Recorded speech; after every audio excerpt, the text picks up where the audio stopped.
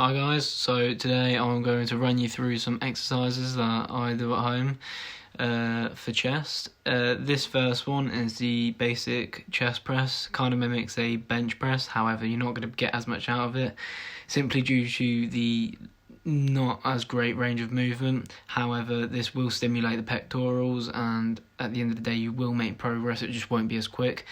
What you can see with me doing here is I'm not using any other part of my body rather than the pecs to move this weight. What I tend to do on a lot of these is I always focus on my actual muscle making the movement rather than any other body part. Therefore I push through the pectoral and not engage the arms as much. I then go into a superset of the press-ups. This allows me to really delve in on the chest, as I'm obviously limited on equipment, so I do what I can.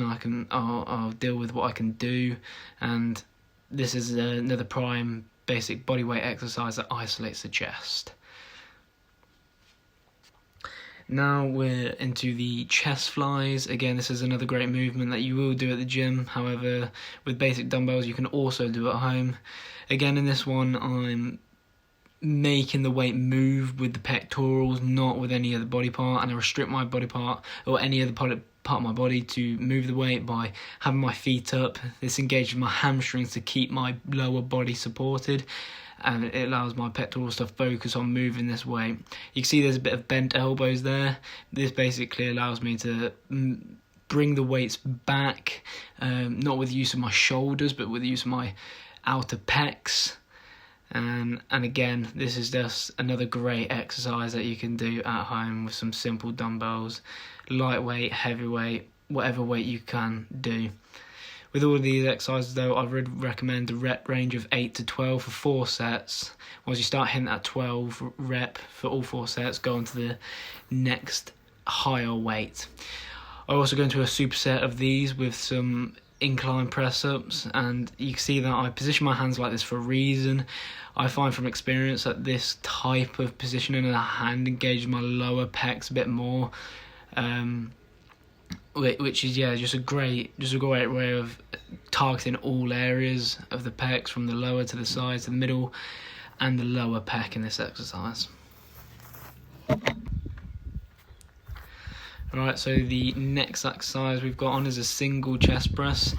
As you can see, I do this on a dip surface, and this basically gives me a deeper range of movement. Mimics the bench press, but I can only do this with one side, therefore I'm using what I can, and this chest press just gives me a little bit more of a deeper range of movement and allows me again to push through with the pec. I don't use my arm as much, I use a bit of muscle to mind focus and I push through with the pec. If anything, I image my elbow being this like chain, and my elbow is what's pushing that chain upwards. Again, this is the lower pec swings, a great exercise to engage the lower chest. Bent arms again, I hate the idea of locked arms or locked legs during squats. You really put yourself in danger of damaging joints. However, again, this is just another great exercise for the lower chest. Really focus on pinching the side of the pec in with the arm, and this basically just forces the pec to engage and move this weight. I also hold it there for a little bit as well to get the maximum potential out of that squeeze. I also go into a superset of this. First I targeted the middle chest with the press-ups, then the lower chest with the incline press-ups, now the upper chest with the decline press-ups. If you can get any higher gradient than this, definitely do so, simply because this is just going to isolate the upper chest a bit more. However, doing what I can at the moment in time, and this is just another great exercise to really push from the upper chest. You will engage your front deltoids and even your middle deltoids. However, it is what it is at the end of the day. You're going to make progress on both of them body parts. Next exercise, again, I think I've said this about 1,000 times, but all of these exercises are generally really beneficial. But this one's a close grip chest press, so I use one single weight. It means I can bang on the weights for this single dumbbell. As you can see with the hand grip, I've got this closed finger grip, and then I press my palms together, and this basically allows me to support the weight. I'm pushing up from the nipple or the sternum.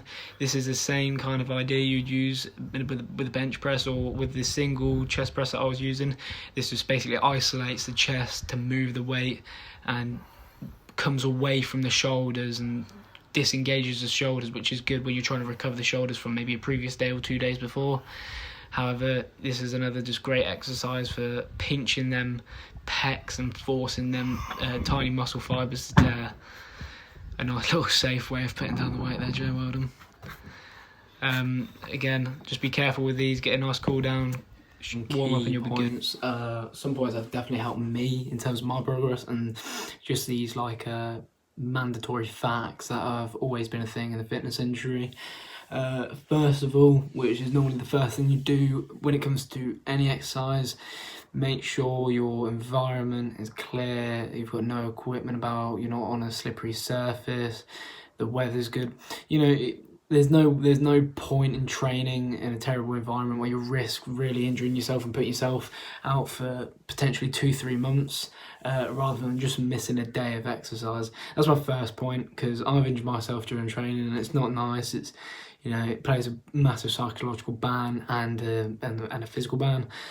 So yeah, just, you know, if you miss a day, it's not heartbreaking. Well, not as heartbreaking, and it doesn't harm your progression as much as it would 2-3 months out of training. That's my first point. My second point is the second thing you normally do before you do your start your training, and that is your warm up. Warm ups are so important, especially when it comes to actually doing the session at your top potential. What I always do, and you know, a bit of a rule of thumb, is a dynamic stretches. If you'd like me to do a video on an ideal cool down and warm up, I'm happy to do that. If you want to follow my Instagram, J_Isaac, I also will post some tips and trips on there. But yeah, with your warm-ups are always dynamic stretches. This is just stretches that involve movements of the actual muscles to get the blood flowing and warm the muscles up for this higher intensity during the session. And your cool down are always your static stretches. You do this after your workout, straight after, and this basically brings the heart rate down, gets rid of the lactic acid, and prevents blood pooling. Because if you think of, you know, straining a piece of paper and you stretch it out and there's some liquid in there, you're going to strain out the liquid, you're going to drain it from the piece of paper or a towel, and that's basically what will happen in the muscle tissues as well. So definitely a warm up, definitely a cool down, several exercises, maybe up to 5-10 exercises for a warm up and a cool down. I'll go into a bit more depth on that on a future video if necessary. With all exercises, mind to muscle connection is a really good thing for me, because I've always used it. Well, not always. When I have started using it, I have seen progression. I have seen the weights feel better, and therefore I'd recommend it to everyone. And when you do, say, hit a chest day or a shoulder day or a back, literally use them muscles in your back, in your shoulders, in your chest. It takes time. However, when you get to the point where you're comfortable with it, generally it does make a huge difference. One of my final points that I want to get onto is there is no point in training whatsoever if you're not going to eat right. Depending on your goals, you might want to bulk, but even that takes a strategic method to do. Or definitely if you're trying to like cut weight or lose weight, or even trying to maintain weight, all of your calories are definitely important. Your types of calories, what you're using them on in terms of proteins, fats and carbs, and how much of each you're consuming. Again, if you want me to do another video on that, I'm completely down with that. I'd actually enjoy talking about that, because it's something I'm quite passionate in and I feel I'm very comfortable with. But yeah, another kind of rule of thumb, or whatever you want to call it, in the fitness industry, they tend to kind of gauge around the percentage of 20 to 80%, 20% being your exercise and 80% being your diet. Yes, that does differ. However, it's a basic guideline that a lot of people follow, and those who follow it then generally tend to find a lot of success. So it just highlights how important a diet is when combining it with exercise. Anyway, that's going to be all for this video. Any questions, queries, or future additional YouTube video ideas that I've got, but maybe you guys want to see, just let me know in the comments. Follow my Instagram, J_Isaac, my Snapchat, JCazzy16, JOYCAASI16, and maybe a cheeky follow on my Facebook, just J space Isaac. That was all for today, and enjoy your day, have a good day, adios, goodbye, bye.